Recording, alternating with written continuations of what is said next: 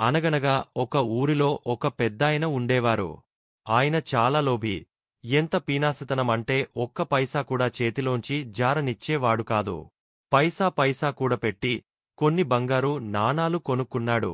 ఆ నాణాలన్నీ ఒక సంచిలో వేసి ఇంటి వెనుక ఒక చెట్టు కింద గొయ్యితీసి ఆ సంచి అందులో కప్పెట్టాడు.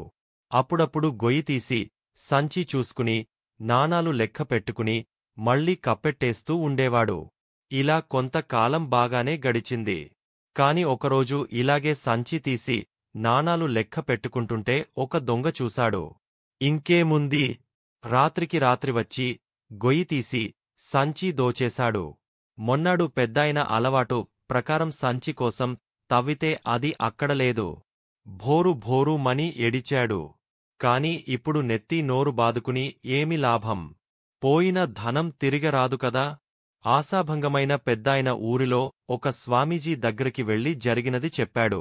నిధి మళ్లీ దక్కే మార్గం అడిగాడు. స్వామీజీ, బంగారం తీసుకెళ్లి గోతిలో ఎందుకు పెట్టుకున్నావు?